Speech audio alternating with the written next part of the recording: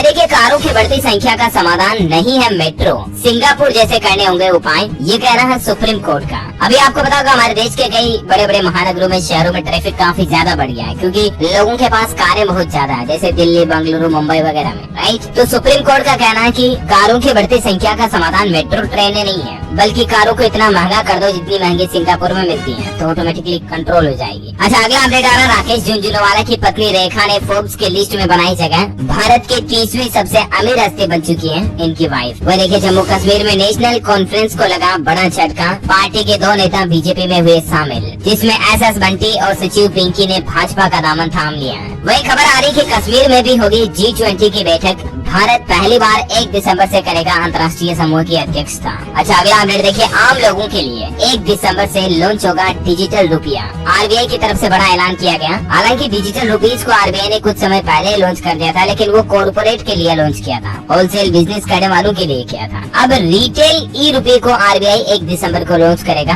Digital wallet में रख करके आप इसका इस्तेमाल कर पाएंगे, आपको कैश साथ में रखने की भी जरूरत नहीं पड़ेगी। इससे पहले 1 नवंबर को आरबीआई ने ई रुपीज का होलसेल पायलट प्रोजेक्ट लॉन्च किया था 9 बैंकों के साथ मिलकर, और अभी 1 दिसंबर से ये डिजिटल रुपए का खुदरा चलन शुरू होने जा रहा है, जिसमें आप आपसे लेन देन कर पाएंगे, खरीदारी कर पाएंगे, एक व्यक्ति से दूसरे व्यक्ति को पैसे दे ले सकेंगे, वगैरह वगैरह ना। अच्छा भाई देखिए, एयर इंडिया विस्तारा के मर्जर की घोषणा, नई फर्म में टाटा की 74.9% हिस्सेदारी होगी, फुल सर्विस और लो कॉस्ट वाली पहली एयरलाइन बनेगी। गुजरात में पहले फेज के चुनाव के लिए थमा चुनाव प्रचार, मोरबी, कच्छ सहित 89 सीटों पर 1 दिसंबर को होगी वोटिंग, 788 उम्मीदवार मैदान में। चीन बॉर्डर पर भारत और अमेरिकी की मिलिट्री ने एक्सरसाइज की, आप कुछ तस्वीरें देख सकते हैं। एलएसी पर रूसी हेलीकॉप्टर से पहुंचे दोनों देशों के सैनिक। अच्छा, सीएसआर कॉन्क्लेव में देश के रक्षा मंत्री राजनाथ सिंह बोले कि किसी देश में उद्योग और व्यवसाय के विकास के लिए बहुत जरूरी है मजबूत राष्ट्रीय सुरक्षा प्रणाली। साथ ही रक्षा मंत्री ने एक और बड़ी घोषणा की। राजनाथ सिंह ने प्राइवेट सेक्टर से हर साल रिटायर होने वाले 60,000 सैनिकों को नौकरी देने का भी आग्रह किया, ताकि मतलब रिटायर्ड आर्मी के जो जवान रहेंगे ना, उनको भी प्राइवेट सेक्टर में अलग अलग कंपनियों में अलग अलग टाइप की जॉब मिल पाए। ये आग्रह किया, रिक्वेस्ट किया, वाकई में मतलब अच्छी बात है। और वह देखिए, राजनाथ के सामने एयरफोर्स का 5 मिनट का रेस्क्यू भी देखने को मिला। एक वीडियो सामने आ रहा है इसका लेकर। आगरा में सुखोई, चिनूक और चीता हेलीकॉप्टर ने दिखाई अपनी ताकत,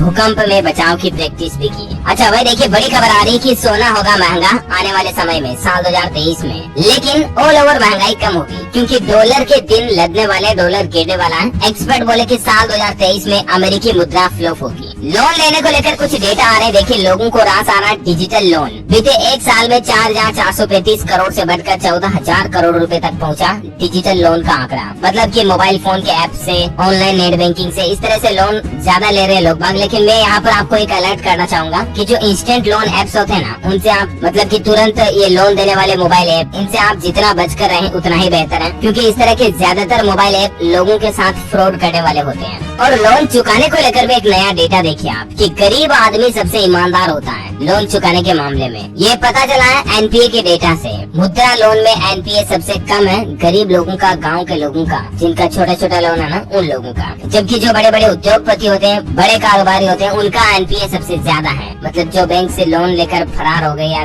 बैंक लोन चुकाया नहीं, एनपीए उस सिचुएशन को कहते हैं नॉन परफॉर्मिंग एसेट, है ना। और वह देखिए, कल सुबह ही जियो की सर्विस डाउन हो गई थी। कई शहरों में लगभग 2 से 3 घंटे तक जियो यूजर्स ने जियो के डाउन रहने की रिपोर्ट भी की। मेट्रो शहरों में ज्यादा दिक्कत हुई। वैसे क्या आपको भी कल दिक्कत हुई थी क्या? कि आपकी जियो सिम भी बंद रही थी क्या? ये अथवा नो मुझे नीचे कमेंट करके बताइएगा दोस्तों। अच्छा भाई देखिए, IFFI 2022 अवार्ड की घोषणा हो चुकी है। आई हैव इलेक्ट्रिक ड्रीम्स से इस फिल्म को बेस्ट फिल्म का अवार्ड मिला है, और वहीं चिरंजीवी बने Indian film personality of the year. Current affairs के हिसाब से भी इम्पोर्टेंट है, ध्यान में रखिएगा, है ना। अच्छा, किसान भाई लोगों के लिए अच्छी खबर आ रही है। देखिए, अन्नदाता को राहत, कीटनाशक के लिए अब किसानों को कहीं भटकना नहीं पड़ेगा, बल्कि घर बैठे आपको कीटनाशक और जैविक दवाइयाँ वगैरह ये मिल पाएगी। दरअसल सरकार ने कीटनाशक के नियमों में बदलाव करते हुए ई कॉमर्स वेबसाइट्स के जरिए भी किसानों के कीटनाशक बेचने को कानूनी तौर पर मंजूरी दे दी है। यानी कि अब आपको अमेजोन, फ्लिपकार्ट, स्नैपडील वगैरह इस तरह के ई कॉमर्स पोर्टल पर भी जल्द ही खेती बाड़ी के जो कीटनाशक हैं वो देखने को मिलेंगे। इससे संबंधित केंद्र सरकार ने इंसेक्टिसाइड एक्ट में भी बदलाव कर दिया। तो ये किसान भाई लोगों के हित में अच्छा फैसला है वाकई में।